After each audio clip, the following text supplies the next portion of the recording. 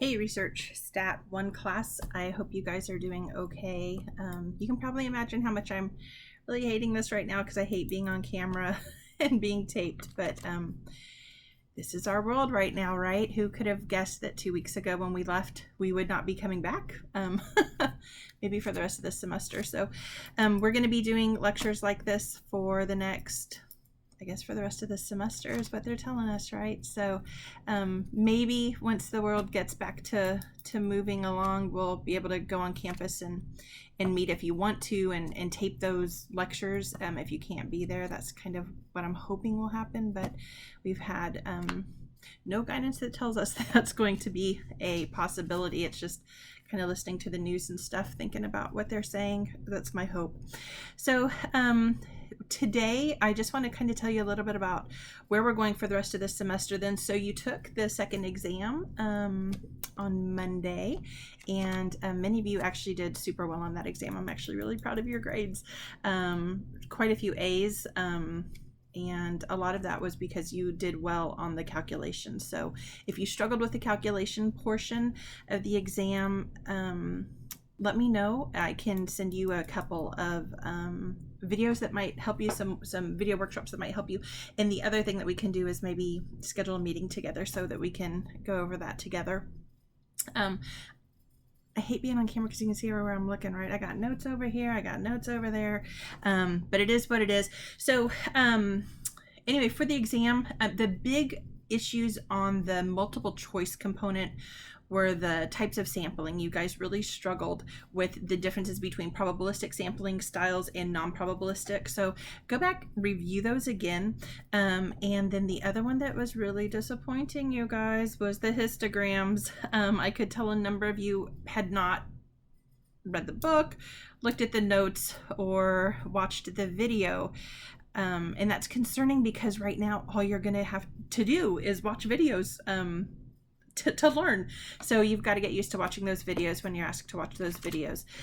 So make sure you do that because you are going to see histograms again. They're actually really important for us. So you'll see them again on that cumulative portion of the final. You'll be expected to produce another one. So make sure that you do all the things right. So for the bars, they should be touching unless you have a bucket, right, that has no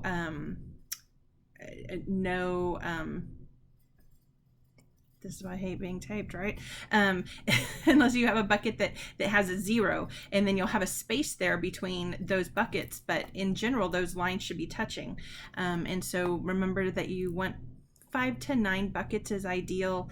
We use really small data sets for testing in this class. So if you have 3, I'm okay with that, as long as you've used buckets and they make sense for the data that you've been given.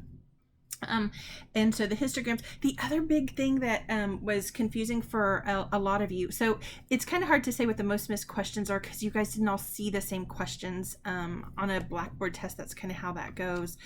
So for the questions that you guys, that I can kind of assess that for, the most missed question was the question that asked you about the central tendency and how it relates to the normal curve. And it was kind of a big deal because that's where we're moving right now. So we're moving from the idea of kind of all the basics that we've learned and starting to apply those basics. So the mean equals the median equals the mode in a normal distribution. So all those central tendencies are the same when we're talking about a perfectly normal distribution. So we're going to be thinking about that a lot actually in the next couple of weeks as we talk about hypothesis testing and move into Unit 3. So I was a little concerned how many people struggled with that concept on this because it's important that you have that down. So remember, all those central tendencies are the same when we're talking about a normal curve. All right, so that's the exam. I just want to say a couple of things then about us moving forward for the rest of the semester. Like I said, it seems like we're going to be meeting like this. Whether that's a good or a bad thing, I'm really not sure. I've always wanted to take my lectures, but I wanted to do it in lecture because one of the things that really helps me when I'm lecturing is being able to see you guys because I can see your faces. I can see if you're following along, if you're having struggles, and I can't do that. I can't see you guys, and I miss you. So we'll see how this goes. If you're having difficulties, the first thing you have to do is let me know. You've got to email me. So you watch the video for the day, and then let's say you're struggling, you need to email me as soon as possible so that I can get you on board and figure out how to help you with that concept. So that's number one. Don't be afraid to email me. I've already talked to a couple of you over the phone just because I know your lives have changed, and that's the other thing I want to talk about. So if you do not have time to watch the videos the day that you would normally go to class, that's okay. They're taped. So I know a couple of you are suddenly homeschooling parents, and 2 weeks ago, who could have foreseen that? And so you've got 2-3 kids at home that you're having to share one computer with. I know some of you are struggling with technology. If you need help with accessing technology, please let me know. Our IT department has some opportunities for you. So don't be shy, don't be embarrassed. We want you guys to get the experience that you deserve and the education that you deserve. So please let us know how we can help you. And you can start with me, and I can send you to the right person. So let me know as soon as possible. And if your life has changed, I know some of you, I know I have a student who works at HEB, and he is working like 50 hours. So we have no school, right? It's supposed to be the social distancing stuff, but there are people who have jobs that they can't social distance. I have another student who is did medical stuff for the military, and is being told that he's hearing that there's a small possibility that they may be called back if possible. So I get that your lives have changed. So these videos are going to be up. I'm posting them on YouTube because I think that's probably the easiest way for you to access them. Some of these other ones require you to put downloads on your computer. And if you have a really old computer, they may not work. I've heard different things. So we're going to try this today. I've been trying out Zoom and WebEx. I just am not, I'm struggling with a couple things still, so I don't like what I did on those, so I'm retaping this. I'm still making mistakes, but I'm a little happier with it, and I think you guys will probably be able to watch it a little easier if it's on YouTube, because it's something that a lot of us do in a normal day anyway. So that's what we have to think about. So we're going to be posting probably 2 lectures per week, at least. The way this third section of the course works when we teach it face-to-face is that every day we have about 30 to 40 minutes of lecture, and then the rest of that time is for your groups. So the lectures aren't scheduled to be really long lectures. That's, I guess, kind of a good thing. So I'm going to talk really quickly about that final survey project before we start our lecture for today. So I think the biggest thing that I've heard from students is just concern about, you can't meet with your groups anymore. So this is no longer a group assignment. And I sent out an announcement about this last week. The assignments are going to remain everything's going to remain the same, except for the analysis. We'll talk more about the analysis in the next couple of weeks. I'm hoping that if we can just kind of reopen this country and have opportunities to meet, maybe I don't have to change the analysis too much. So I'm kind of still living in denial about that. We'll see what we decide to do. Right now, though, the survey creation, all of that is an individual project for you. So if you need help, I'm your partner. So please get in contact with me and let me help you. The assignments are going to be released as we talked about, and you can start to think more than, I know some of your groups had made choices maybe that would not have been your first choices, so now you get your first choice, and let me help you with that. If you didn't have any support from your group about that, let me help you with those things. So that's the biggest change for this semester.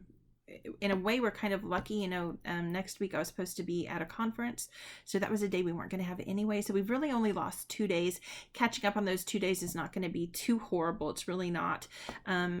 Partly because I'm actually going to steal a little bit of that time away that you would have had to work with your groups on your group projects. So we're going to be okay. And just, again, I cannot stress enough to let me help you when you need help.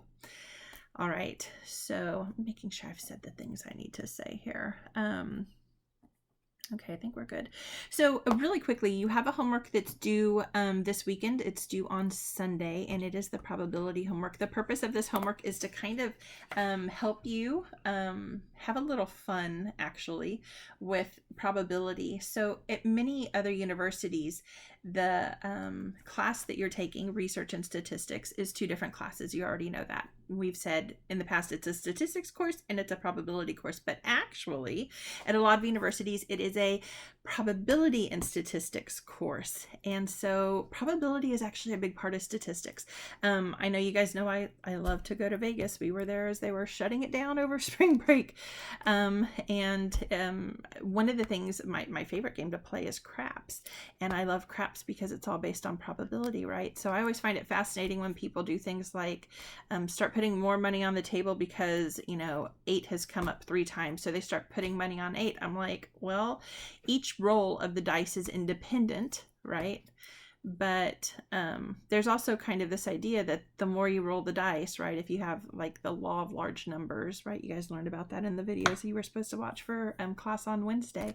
The law of large numbers says that things should, the more you do something, right, the more normal it starts to look. The more times you perform a series of events, the more normal they sort of start to look. And so all of a sudden you start thinking, well, if 8 has come up a bunch of times and it's kind of statistically speaking a lot, maybe I should not be putting more money on 8, right? They probably have fair dice. They probably haven't weighted them.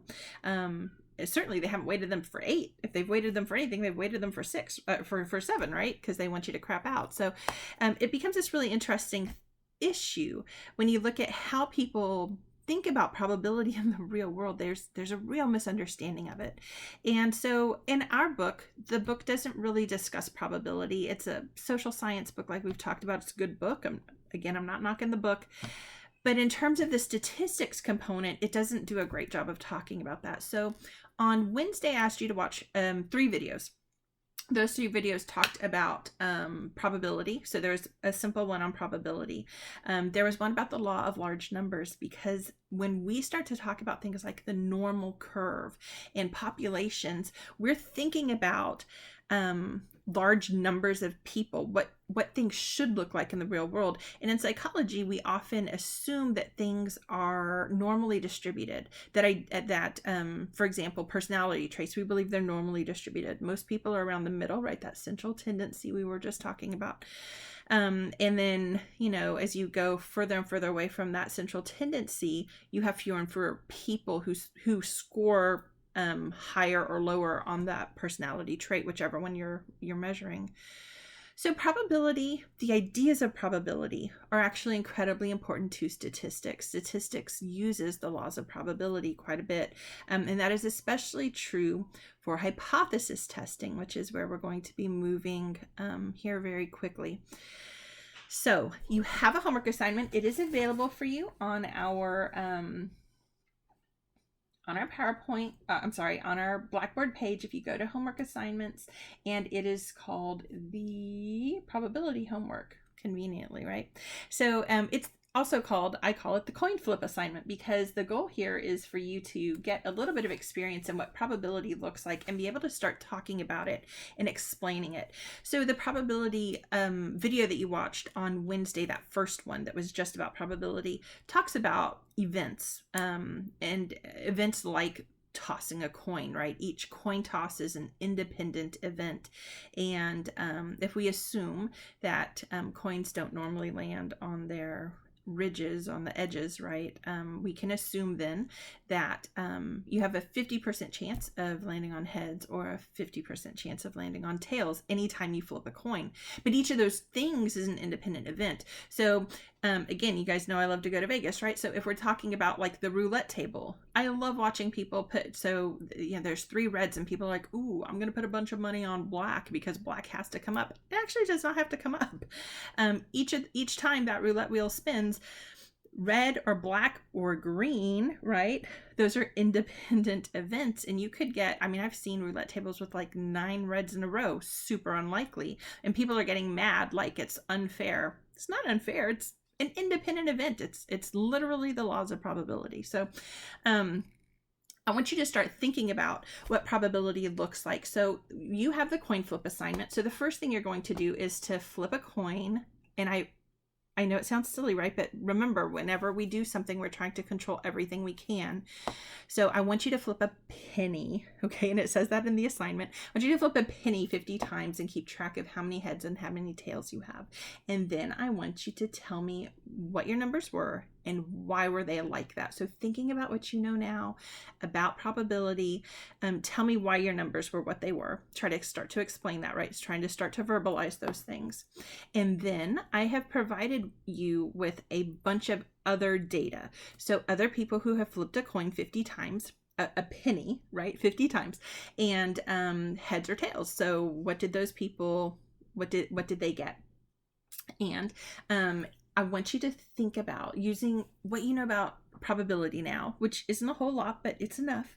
And what you understand now about the law of large numbers, I want you to explain everything you can about this data. So why do different people have different numbers here? Add them up, right? For fun. How many heads do you have? How many tails do you have? Is that a 50-50 split? Put your data into this.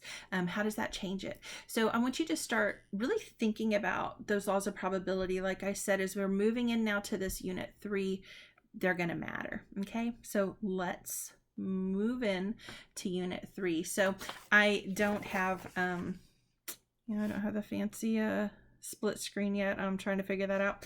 So instead I have these sad little PowerPoint things that I printed up. So we're starting the standard scores and the normal curve. And so we need to start thinking about so we just came out of unit 2, right? Central tendency and normality, and the standard deviation. So now what we can start to do is start to apply those concepts, apply those ideas to things like experimentation, to things like real world problems. So I'm sure you've been seeing all these curves, right? These COVID-19 curves that are impacting our lives in lots of ways, that are making people make hard decisions, like,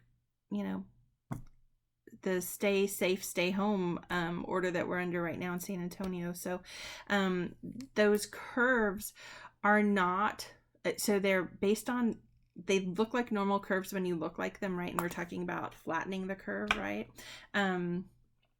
Kurtosis, right? We're talking about flattening the curve, and there are reasons behind that. Those are models. So they all look perfect, right? Because models are always perfect. But in the real world, our curves aren't usually perfect, right? That's one of the problems we talked about at the very end of unit 1. We kind of introduced that idea of the normal curve. And we also, this more recently than in unit 2, we introduced the ideas of skewness and kurtosis, those times when our curves aren't as beautiful as we might like them to be. So I hope you're thinking about those things as you're seeing, the news every night showing you stuff, and your friends are telling you to flatten the curve and all these other things we're hearing. I hope you're thinking about, that flatter one, there's some kurtosis there, right? Thinking about things like that. So if we start, so we're going to start with that lecture today. So if we think about what distributions look like, and we have that coin flip that we're doing, right? Coin flips are problematic because sometimes I get 2 heads in a row. Sometimes I get more than 2, right, in a row of the same flip, whether it's heads or tails. And we can start to think about why that is. So the best explanation for why that happens is that our coin flips are independent of each other. Each time I flip a coin, it's independent of the last time I flipped it. So it's free to be anything it wants to be. And if I have a fair coin, right, so sometimes coins are a little bit weird, and they maybe are weighted a little bit weird. They've worn in a way that when we flip it, they're not completely fair. Okay, we can have that argument later, right? But we're going to assume that all our coins are fair coins. And if we flip it, then every single time I flip that coin, it can be anything it wants to be. So I could flip it 100 times and not necessarily have a 50-50 split. In fact, it could be really, really divergent from that. But as you learned when you watch those videos, right? If I flip it 1,000 times, it's more likely than not that I'm starting to get that coin, the numbers closer to 50-50, even if they're not exact. And if I flip that same coin 10,000 times, I'm really starting to approach that 50-50, even if it's not exact, right? So the more times I was to flip that coin, the more kind of normal I would expect that distribution to be. Here, normal being 50-50, right? The expected distribution would be 50% heads, 50% tails. And so as I start to think about what that looks like, then that I'm not going to get 50-50 every single time, I have to ask, well, why is that? And we already kind of talked about that, but the big idea here is that 50-50 expectation is based on an infinite number of coin flips. And so, yeah, if I'm flipping that an infinite number of times, okay, maybe I'm going to get exactly, not maybe, right? An infinite number of times should be exactly 50-50. But in the real world, it looks a little bit different. And we can start to think about then how this is related to some of the sampling issues that we have, right? And the distribution issues that we're going to be thinking about. So when we think about distributions, right, we could take that data that we get from our flipping our coins, and we could create a distribution. So on your homework, you're going to give me your numbers, and I'm actually going to take those numbers, and I have a set of data that I have kept now for a really long time, like 8 or 9 years of doing this, because I do this assignment with my students every semester. I'm going to add yours to that, and I'm going to share with you the distribution. So it's the distribution of the number of heads. And so you can see that if I have just so I do one distribution that's just the class, and then I do another distribution that's bigger. And you're going to be able to see that when I do the one with just the class, it doesn't look beautiful or normal. But when I do the one that has a bunch of contributions, a bunch of people who flip the coin 50 times, that distribution starts to look more and more and more normal. So that idea is actually really important for us. We are going to have distributions then that we're going to be thinking about. We're going to base all of our hypotheses on the normal distribution, recognizing that in the real world, when we actually do things, maybe they're not quite normal. But the more times we do them, or the more people we have in our sample, the more normal those distributions start to look. Okay, does that make sense? I can't see you. I have no idea if you're shaking your head yes or no. I'm hoping that you're shaking your head yes. So, let's see. So, we could create then with that with the coin flip information, we could create that distribution and then superimpose the curve over it to kind of see if it looks normal, doesn't look normal. And you're going to see all of that actually on Wednesday. So you guys have that due on Sunday. I won't have time between midnight Sunday and Monday during lecture to get that completed, but on Wednesday I'll show you guys what that looks like with the distribution stuff. All right, so the next thing that's in the lecture is the history of the normal curve. So I don't expect you to know all these names and stuff. I just want you, it's like interesting to me, right? When we start to think about, this is something that we base most of our statistics on today. Most of the conclusions that we draw are based on statistics and based on the laws of the normal curve. And yet the normal curve, like our knowledge of it, is actually pretty recent. So in 1733, de Moivre discovered the formula for the normal curve. And so he comes up with this huge idea, and it is lost. No one really pays that much attention to it, and it's literally lost to history. And about 100 years later, then two researchers rediscover this idea independently of each other. So they both, it's Pierre Simon and Gauss, rediscover the normal curve, and they're actually studying totally different types of data. So what's kind of cool about this, the reason I want you to know that part of the history is that the normal curve, the theory behind the normal curve works for all kinds of science. It doesn't just work for bio. It doesn't just work for psych. It works for all kinds of applications. And so it was actually originally discovered under two totally different types of applications. But one of the things that they noted is that if you think about nature naturally has error, right? So I'm not exactly as tall as either of my parents, right? I should maybe, if you thought, okay, well, genetically speaking, she should be more similar to her mom. My mom's family is tiny. You guys have seen me. I'm like almost 5'10". So my mom is 5'4". Her mom was 5'1", and her mom was 4'9". So I come from like, my mom's side of the family is teeny tiny people. My dad's side of the family is tall. And so I tend to take, I'm taller like my dad's side of the family. Nature is really interesting. It's sometimes it can be a little hard to predict what nature has in store, right? We're not all beautifully symmetrical. We're not all beautifully predictable, and that's okay. It's just a function of nature. And so this idea then of normality, like what is normal, becomes interesting, because what we're really talking about when we talk about what normal is, we're really talking about this idea that there's kind of a cluster in the middle, right? But then there's all these exceptions to the rule, right? And so that idea of error in nature, error in normality, actually becomes really kind of fun to think about. So Quetelet, I think I'm saying that right, extends the applications of the normal curve to other sciences, including the science of human behavior. And so where the big focus was kind of on biology and what we would maybe consider hard sciences in the beginning, all of a sudden we have this amazing opportunity, this amazing opening for thinking about the nature of the normal curve within behavior. And for us in psychology, then that's a huge idea, because that means that we can start to think about normal traits as potentially being normally distributed. So you guys know I work with personality quite a bit. And so we think about the 5-factor model. So extroversion, neuroticism, conscientiousness, agreeableness, openness to experience. Our understanding of those traits is that they are normally distributed in the population. And what I mean by that is that most people are kind of really close to the middle, right? So most people are kind of right in the middle of extroversion. But we also have some people who are really high extroverts, and we have other people who are really low extroverts, right?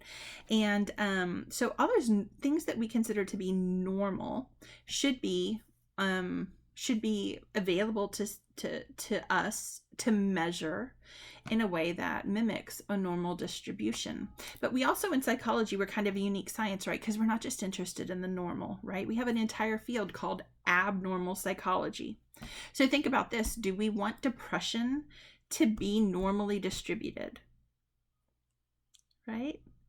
So in a normal classroom situation, I'd have you guys break up into groups and talk about that for a little while. Can't do that now. So we're going to pretend like you've had that discussion, right? If you want to pause the video and think about that question for a little while, do that. Welcome back.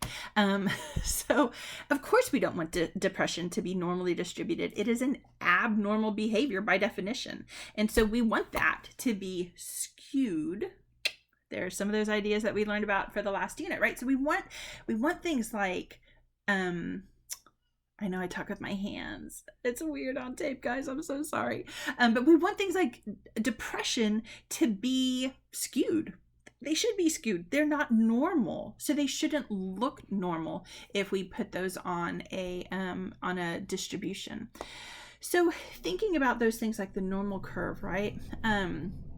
We can also start to think about then how a normal curve might help us if we're interested in studying not just personality traits, but all kinds of traits.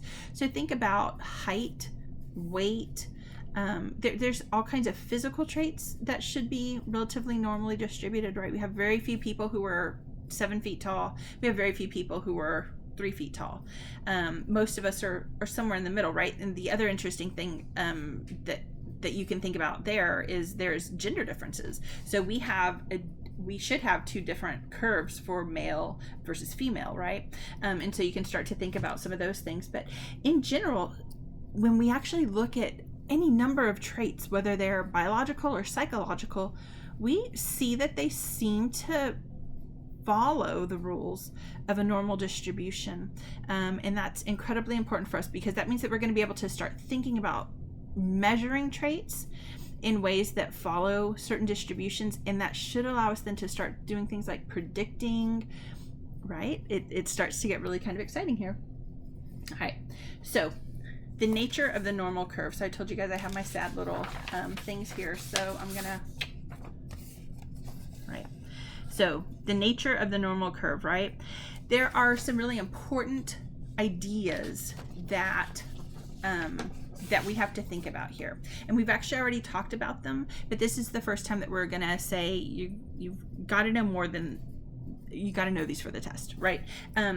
So the normal curve can actually be calculated mathematically.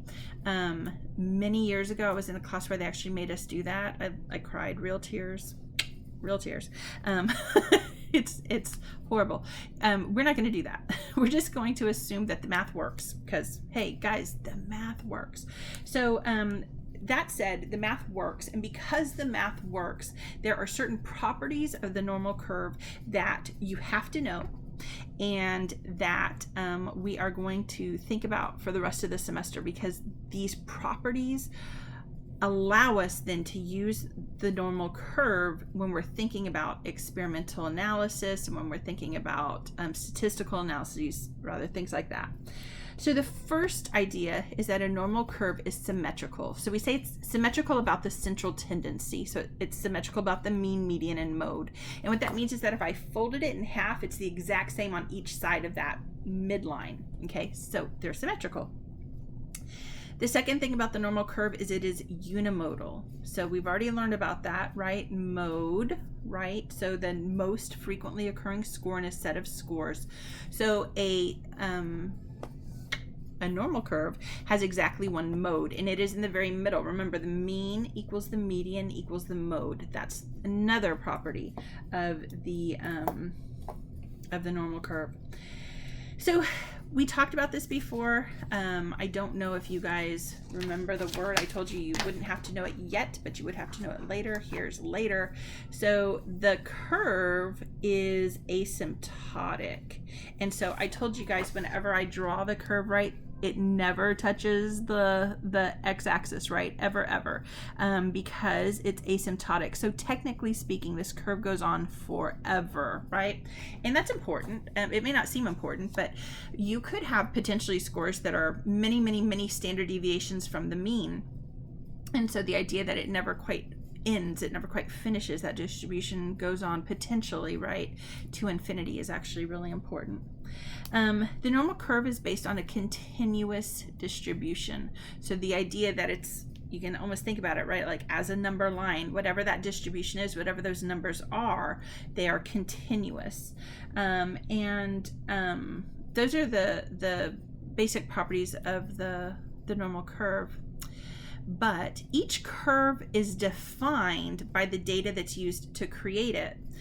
So, for example, if we were to flip the coin 50 times, and my curve is about how many times heads was achieved, then my numbers on that curve can only go from 0 to 50, right? Does that make sense to you guys? Whoop. It can only go from 0 to 50. It can't be more than that, because I only flipped the coin 50 times. And it can't be less than that, because I can't flip it a negative number of times. And so the curve itself is defined by the data that makes it up. So that means that the curves could all have, you know, so I could take this curve, right, assuming that it's normal, and I could have another normal curve of personality traits. Well, some personality traits are measured on a scale of 0 to 60. So that curve is going to have, right, if I'm comparing it to a curve with 0 to 60, right, we're talking about the normal curve, right? So if I now have this different if I now have this different, this is horrible drawings, but if I now have, pretend that 60 is way over here. If I now have this other curve, right, they're not going to have the same central tendency, right? Because the central tendency is right in the middle, so this should be 25. This should be 30, right? So the central tendencies are going to be different. The standard deviations might be different as well. So does that make sense to you guys? The normal curve is defined by the data that makes it up. And so the normal curves may not necessarily share a central tendency. They may not necessarily share a standard deviation, okay? And that's okay. The normal curve, if it's truly normal data though, is still going to follow the same laws. All right. So we have talked about the proportion of the data that's under any part of the curve, and we said that you could mathematically calculate that. We're going to be doing a lot of that coming up here soon. We're going to start using tables that are based on that math that we're not going to have to do to prove that the normal curve works, but they're based on that math. And so someone's already done all that math for us, and they've created these tables that tell us how much of the information, how much of the data is contained at any point in the curve on either side of that point. So if our curve is truly normal, let's say for the coin flip experiment, right, in our mean, median, and mode are 25, then exactly half of the coin flips should fall above 25, and exactly half of them should fall beneath 25, right? Does that make sense to you guys? I hope so. So I'm looking as if I can see your question marks above your head, and you're not here in front of me. And so if we take that idea that we could use that median, mean, median, mode, that central tendency to kind of divide our curve, well, that makes sense. But what if I have a score of 13, right? So 13 times I achieved heads. Well, how many times might I flip a coin and get less than that, right? What percentage of the time? What percentage of the time might I flip the coin and have scores above that? And you can actually use these tables then to calculate that. It's all based on math. And again, I mean, it's great. The math has already been done for us. All we have to do is learn how to use those tables, and that's what we're going to be working on next week. Okay, so we are actually next week going to talk about z-scores. So z-scores are standardized scores we can utilize if we know the mean and the standard deviation for sets of scores. We can actually standardize those scores then, and start to think about what percentage of scores would fall above a certain score, what percentage of scores might fall beneath a certain score. So we're going to talk about these z-scores and how they kind of impact how we can use them to learn more about the standard distribution. Okay, so that is what we're going to do next week. So this weekend, it's really important that you catch up on the readings if you haven't already. I know, like I said, I know some of you have already, we've talked, and your life has been really disrupted by all of this. I get that. And so I didn't want to go too far today, but it is imperative, you guys, that you've watched those videos I've asked you to watch, and that you watch this, and that you're keeping up with your readings. Remember that you've got an excellent study guide for this class. I really need you to be using your study guide. And if you have questions or concerns, please email me. Let me help you so that so you can be as successful as you're capable of being, and so that we can get you that education that you are working hard to earn. Hang in there. We're all going to get through this. And if you have any special circumstances you feel like I need to know, please let me know. I am, taking those things into account. I can't change what's happening, but I can think about ways to help you. And so please help me help you. Really and truly, I really mean that. All right, you guys, I hope you are safe and working hard, right? This is not vacation at all. So if you made it all the way to the end, thanks. And I hope to see you soon. For sure, you'll see me on Monday with the next video in our series. Bye, guys.